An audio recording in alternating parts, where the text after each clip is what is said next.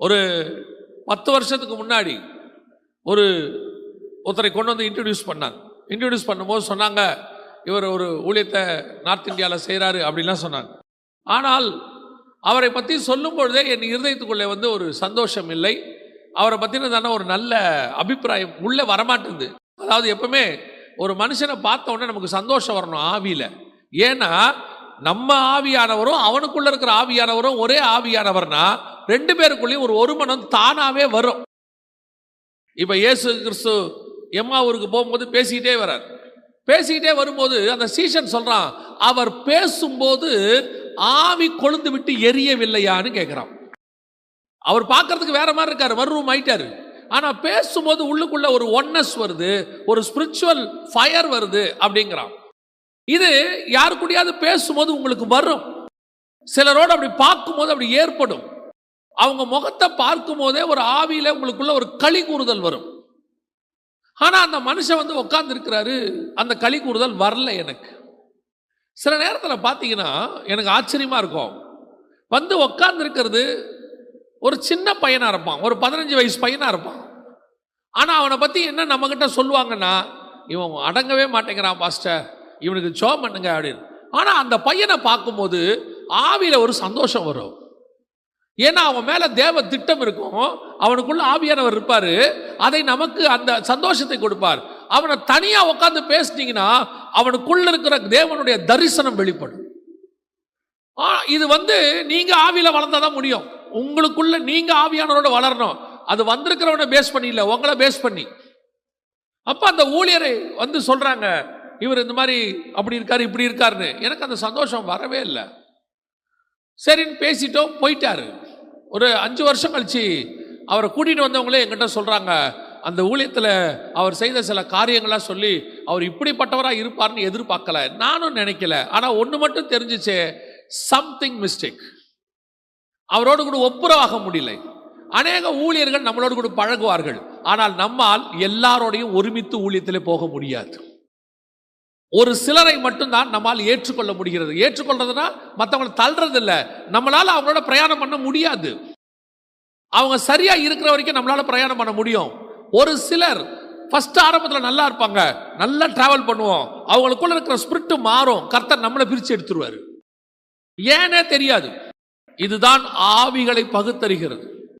அப்படி நீங்கள் அந்த பகுத்தறிகிற காரியத்திலிருந்து சக்சஸ்ஃபுல்லா இருந்துட்டீங்கன்னா ரொம்ப சந்தோஷம். ஒருவேளை நான் அந்த அளவுக்கு ஆவிகளை பகுத்தறிகிறதுல இல்லை அப்படின்னா கண்டுபிடிக்கிறதுக்கு 2வது ஒன்று இருக்குது.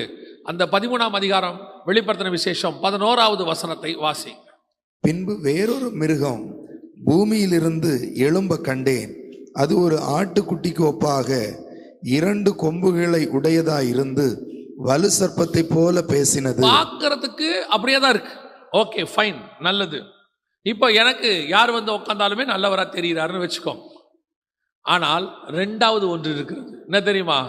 அவர்கள் பேசும்போது கண்டிப்பாக ஆட்டின் சத்தம் வராது, சர்ப்பத்தின் சத்தம் தான் வரும். அதாவது அவர்கள் பேசும்போது அவர்களால் என்ன பண்ணாலும் சரி, இருதயத்தின் நிறைவு தானே வாய் பேச போது. வெளியே வேஷத்தை நீங்க மாத்திரலாமே, மேல ஆட்டுத்தோலை போத்திக்கிட்டு ஈசாக்கு முன்னாடி நின்றுடலாமே, தடவி பார்த்தா அது ஏசாவா இருந்துக்கலாம். ஆனா குரலை மாத்தவே முடியாது, குரல் யாக்கோபின் குரல் தான்.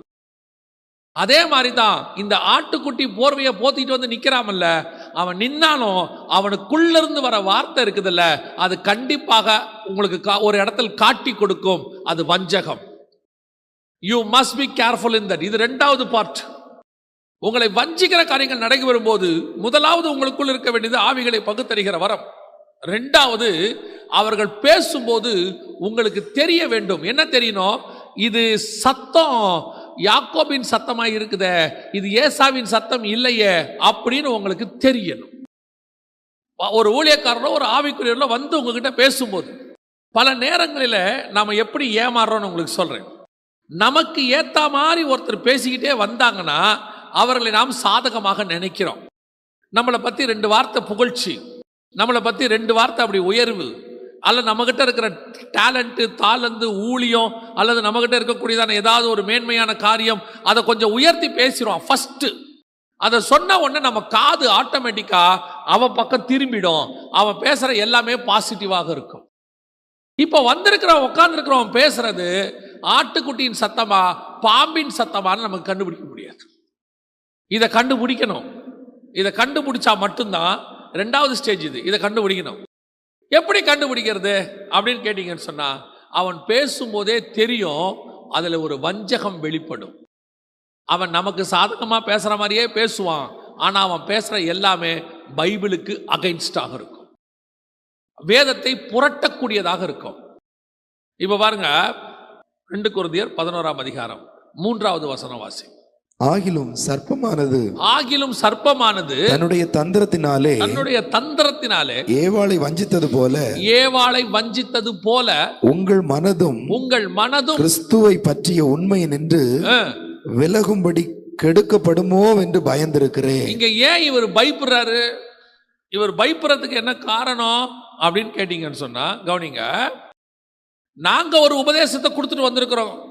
கலாத்தியரே, கொரிந்தியரே, நாங்க ஒரு உபதேசத்தை கொடுத்துட்டு வந்திருக்கிறோம். வரவன் இந்த உபதேசத்திலிருந்து உங்களை வழிவிலக பண்ணுகிறவனா இருக்கிறான்.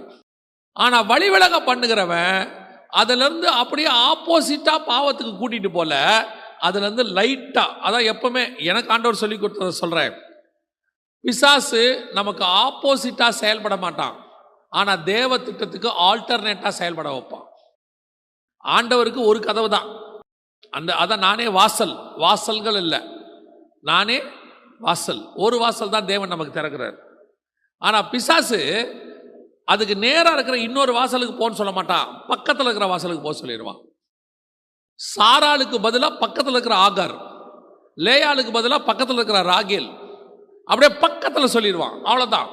ஆட்டோமேட்டிக்கா என்ன ஆகும்னு கேட்டிங்கன்னா, இந்த வஞ்சகம், இப்போ பாருங்க, ஏவாள்கிட்ட வந்து பேசுகிறான். ஏவாள்கிட்ட பேசும்போது அவன் அப்படியே எல்லாத்தையும் மறுத்து அடித்து உடைச்சில்ல, அப்படியே அழகாக ஒரு வார்த்தையை சொல்கிறான். என்ன சொன்னார் ஆண்டவர்? புசிக்கும் நாளிலே சாகுவேன். அப்படிலாம் நீங்கள் சாக மாட்டீங்க, நீங்கள் சாப்பிட்டீங்கன்னா தேவர்களை போல இருப்பீங்க. ஆசை காட்டுறான் பாருங்க. தேவர்கள் எப்படி இருக்கிறாங்க? ஆக்சுவலாக இவன் எப்படி இருக்கிறான் தெரியுமா? ஆதாம் தேவர்களை போல அல்ல, அவன் தேவனை போல இருக்கிறான். அவன் எப்படி இருக்கிறான்? தேவ சாயலாகவும் தேவர் ரூபத்தின்படி படைக்கப்பட்டிருக்கான். அவன் தேவனை போல இருக்கிறான். இவன் வந்து என்ன சொன்னான் தெரியுமா? தேவர்களை போல இருப்பீர்கள். ஏன்னா தேவர்களை விட மேலான தேவன் மாதிரி இருக்கிறேன்டா.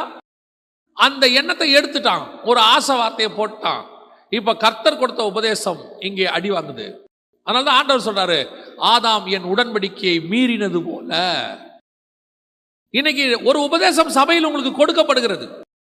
அந்த உபதேசத்தை வஞ்சிக்கக்கூடிய அளவுக்கு இன்னொரு உபதேசத்தை கொண்டு வந்து பிசாசு போடுகிறான். ஒரு காரியத்தை சொல்லுகிறான், சில ஆட்களை அனுப்புகிறான், வீடுகளுக்கு அனுப்புகிறான்.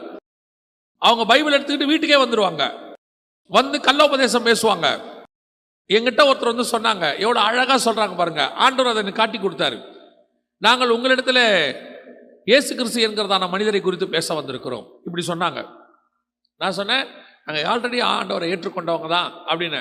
இல்லை இல்லை, இயேசு கிறிஸ்து என்கிற மனிதரை குறித்து சொல்ல வந்திருக்கிறோம். இயேசு கிறிஸ்து என்கிற மனிதரை. ஆனா வசனம் சொல்லுது, மாம்சத்தில் வெளிப்பட்ட இயேசுவை தேவன் என்று சொல்லாதது அது பிசாசு. இங்க எங்க வருது விஷயம்? அப்படியே இயேசுவ கடவுள் இல்லைன்னு அவன் சொல்லல, ஆனா ஒரு மனுஷருங்க. எப்படி கொண்டு வந்து நுழைக்கிறான் பாருங்க. அப்படியே நீங்க 2 நிமிஷம் அவங்ககிட்ட பேசிட்டீங்கன்னா 20 வசனத்தை சரளமா பேசுவான். அதான் பவுல் சொல்றாரு, உங்கள் இருதயம் வஞ்சிக்கப்படுமோ என்று நான் பயந்திருக்கிறேன். 2வது நீங்கள் கண்டுபிடிக்க வேண்டியது, அவன் பேசும்போது அந்த வஞ்சகம் வெளிப்படும். சில நேரத்தில் சாப்பிட்டுக்கிட்டே இருப்போமா, அதுல ஏதோ ஒரு குறைவு இருக்கும். யூஸ்வலா சாப்பிட்ற டேஸ்ட் அதுல இருக்காது, ஏதோ ஒரு குறைவு இருக்கும். ஆனா என்ன குறைவுன்னு நமக்கு சொல்ல தெரியாது. என்னமோ சரியில்லைப்பா, அவங்க சொல்லுவாங்க, எப்போ வைக்கிற மாதிரி தானே வைக்கிற, இல்ல ஏதோ ஒரு மிஸ்டேக் இருக்கு. ஆனா அந்த சாப்பாட்டை நல்லா தெரிஞ்ச ஒரு ஆளா இருந்தா சாப்பிடும் போதே சொல்லுவாரு, இதுல கொஞ்சம் வெந்தயம் கம்மியா இருக்குது, இல்ல வெங்காயத்தை நீ வதக்காம போட்டீங்க, இல்ல தக்காளியை வந்து நீங்க புளியாம விட்டுட்டீங்க அப்படின்னு ஏதோ ஒண்ணு சொல்லுவார்.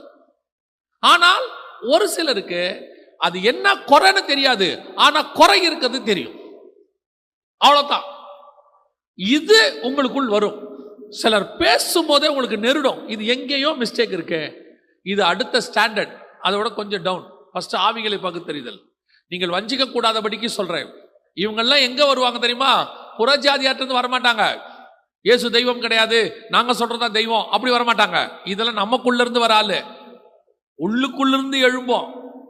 அதனாலதான் உன்னத பாட்டு சொல்லுது, தோட்டத்தை நாசம் பண்ணும்படி திராட்சை பழங்களை அழிக்கும்படி இருக்கிற குழி நரிகளை பிடியுங்கள். ஏன்? தோட்டத்துக்குள்ள இருந்து குழி நரி வரும், இது திராட்சை பழத்தை ஒழிக்கும். இது வெளியிருந்து வர்றதில்ல, தோட்டத்துக்குள்ள இருந்து வர்றது. இதுக்கு நம்ம ரொம்ப கேர்ஃபுல்லாக இருக்கணும். இதுக்கு நாம இதை ஜெயிக்கிறதுக்கு நாம என்ன செய்யணும் அப்படின்னு சொல்லி கேட்டீங்கன்னா, ரொம்ப முக்கியம். முதலாவதாக நீங்கள் வசனத்திலே தேறினவர்களாய் இருக்க வேண்டும். வசனத்தை படிக்கணும். வசனத்தை நல்லா வாசிக்க வாசிக்க வாசிக்க வாசிக்க இந்த வசனம் இருக்கு பாருங்க, இன்னொன்னு புரிஞ்சுக்கணும். இது வெறும் வசனம் அல்ல, இது ஜீவ வசனம். இந்த வசனத்துக்குள்ள உயிர் இருக்குதுன்னு பைபிள் சொல்லுது.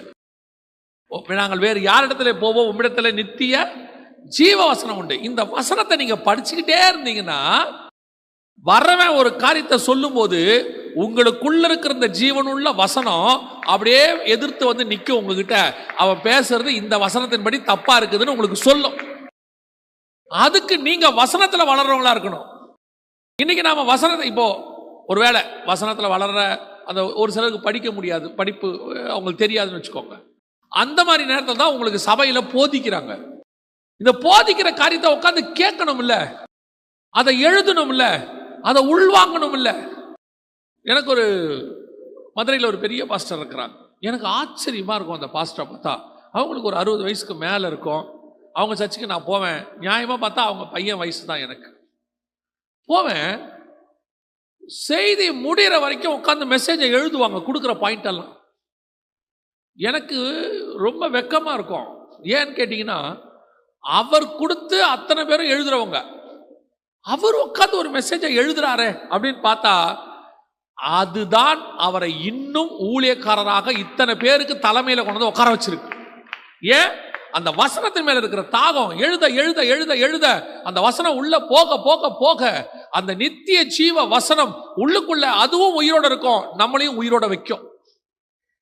அப்ப அந்த வசனத்தை வாசிக்கிறதுல ரொம்ப முக்கியம் இருக்கு, கேட்கறதுல ரொம்ப முக்கியம் இருக்கு. அப்பதான் நீங்க இந்த மாதிரி வஞ்சிக்கிறவர்களை கண்டுபிடிக்க முடியும். அதனால்தான் ஆண்டவர் சொல்றாரு, வஞ்சியாதபடிக்கு எச்சரிக்கையாயிருங்கள், அநேகர் என் நாமத்தை தரித்து கொண்டு வருவார்கள், நானே கிறிஸ்து என்று சொல்லி வருவார்கள். அப்படிப்பட்டவங்க வரும்போது நீங்க கொஞ்சம் கேர்ஃபுல்லா இருங்க.